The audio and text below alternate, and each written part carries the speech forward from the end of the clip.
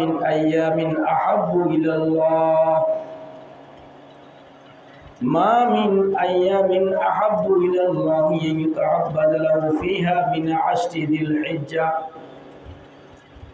ইয়াদিলু সিয়ামু কুল্লি ইয়াউমিন বিসিয়ামি সানাতিন ওয়া কিয়ামু কুল্লি লাইলাতিন মিনহা বিকিয়ামি লাইলাতিল কদর লা সিয়ামা সাওমু আরাফাতাল্লাতী قال فيها عليه الصلاة والسلام صوم يوم عرفة إني أحتسب على الله أن يكفر السنة التي قبله والسنة التي بعده الله الرسول صلى الله عليه وسلم إرشاد করেন ما من أيام أحب إلى الله أن يتعبد لهم فيها من عشر ذي الحجة يعدل صيام كل يوم بصيام سنة وقيام كل ليلة منها بقيام ليلة القدر আল্লাহ রাসূল বলেন আল্লাহ তাআলার কোন বান্দা আর বান্দি যখন জিলহজ মাসের এই দিনগুলোতে 10 দিনের ভিতরে দিনে রোজা রেখে রাত্রে বেলা নফল নামাজ পড়ে কিংবা নফল আমল করে তাসবিহ তাহলিল আদায় করে জিকির আজকার করে তওবা ইস্তিগফার করে এক কথা দিনের বেলা রোজা রাখে আর রাত্রে বেলাও আল্লাহ তাআলাকে স্মরণ করে আল্লাহ তাআলা বলেন আল্লাহ রাসূল বলেন সে ব্যক্তি এই জিলহজের 10 তারিখে আমল করে নাই বরঞ্চ সে শবে কদরে আমল করেছে। শবে কদরে আমল করলে যেই সওয়াব এই 10 দিন আমল করলে আল্লাহ তাআলা তার আমলনামায় সেই সওয়াব দান করবেন। আল্লাহ রাসূল বলেন লা সিয়ামা সাওমু আরাফাতাল্লাতী قال فيها عليه الصلاة والسلام তার মধ্যে একটা হচ্ছে আরাফা 9 তারিখে হাজী সাহেবেরা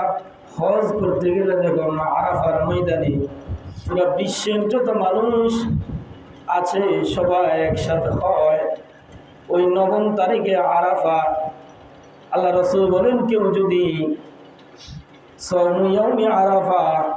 আরাফার দিনে রোজা রাখে অর্থাৎ ঈদের আগের দিনে রোজা রাখে আল্লাহ রাসূল বলেন আমি ইন্নী আহতাসিবু আলাল্লাহ আইয়ুকাফিরাস সানাতাল্লাতী ক্বাবলা ওয়াস সানাতাল্লাতী বা'দা আমি রাসূল আল্লাহ তাআলার উপর ধারণা করে বলতেছি আল্লাহ তাআলা তার এই রোজা রসুলায় তার ফিসিলার 1 বছরের গুনাহ এবং সামনের 1 বছরের গুনাহ মাফ করে দিবেন। তাহলে আল্লাহ রাসূলের কথা তো কি হইতে পারে না, মিথ্যা হইতে পারে না। এই 10টা দিনের আমলের ব্যাপারে আল্লাহ তাআলা কোরআন কারীমের 30তম পারা সূরাতুল ফজরে বলেন বিসমিল্লাহির রহমানির রহিম ওয়াল ফাজর ওয়া লায়ালিন আশর ওয়াশ শাফিঈ ওয়াল ওয়াতর ওয়াল ফাজর আল্লাহ তাআলা ফজরের কসম খেয়ে বলেন ওয়াল ফজর ওয়া লায়ালিন আশর এবং 10টা রাতের কসম খেয়ে বলতেছেন। তাহলে এই 10 রাত মানে মুফাসসিরে কেরাম লেখেন এই জিলহজ মাসের এই 10 তারিখ 10 রাত আল্লাহ তাআলা আমাদেরকে এই 10 দিন ঈদের আগ দিন 9 দিন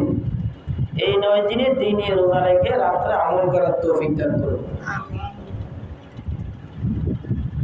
এই দিনগুলোতে আরো কিছু কাজ আমাদের রয়েছে যেটা আমাদের রাসূলুল্লাহ সাল্লাল্লাহু আলাইহি ওয়াসাল্লাম করেছেন। সেটা কি, যেমন 1 তারিখ হবে সোমবার বা মঙ্গলবার, তাহলে মাঝে টাইম আছে কাল শনিবার আর রোববার। আমাদের মাথায় যে চুল আছে, চুল, মোষ, নখ, পশম ইত্যাদি, এগুলো আমরা আরবি 1 তারিখের আগে আগে আমরা এগুলা ছাটিয়ে ফেলবো। আমাদের মা বোনদেরকে আমরা বলবো, নখ বড় হলে নখ কেটে ফেলবো, পশম ইত্যাদি থাকলে ছাটিয়ে ফেলবো, চুল ইত্যাদি কাটার দরকার হলে কেটে ফেলবো। কারণ এই 1 তারিখের আগে, 1 তারিখ থেকে নিয়ে ঈদের দিন কোরবানির পশু জবাই করা পর্যন্ত এই টাইমে কেউ যদি তার মাথার চুল না চাষে, না কাটে, মোষ না কাটে, হাতের অঙ্গুলি না কাটে, পশম পরিষ্কার না করে, পশম পরিষ্কারের মশালা হচ্ছে, তবে এই 10 দিনের ভিতরে আপনার 40 দিনের অন্তর্ভুক্ত হইতে হবে। কারণ মহিলা হোক আর পুরুষ হোক, পশম যদি 40 দিন হয়ে যায় তাহলে তার নামাজ মাকরুহ, তার ইবাদত মাকরুহ হবে। সে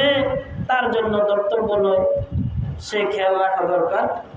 ঘটনাক্রমে যদি সে ভুলে যায়, সে ওই 10 দিনের ভিতরে কাটতে পারবে, কারণ তার খেয়াল ছিল না, নাহলে তো তার নামাজ হবে না। এই জন্য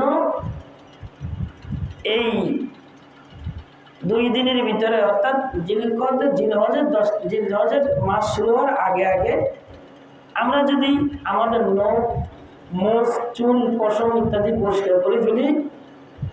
রাসূল বলেন আমার ওই উম্মত যদি কোরবান নাও করতে পারে, কোরবানের দিন পশু জবাইয়ের পরে সে যদি চুল কাটে, নখ কাটে, পশম পরিষ্কার করে, তাহলে আরেকটা উম্মত আমার কোন বান্দা যদি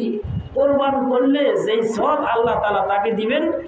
এই ব্যক্তি নখ, চুল ইত্যাদি না কাটার কারণে তার আমলনামায় সেই সওয়াব দান করবেন। এখন প্রশ্ন,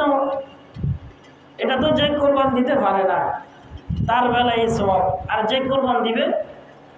রাসূল বলেন সেও যদি কোরবানি দাতা ব্যক্তি, সে যদি চুল, নখ এগুলা না ধরে, না কাটে, কোরবানি পশু জবাই করা ব্যতীত, তার আমলনামায়ও আল্লাহ তাআলা একটা কোরবানি করার সওয়াব দান করবেন।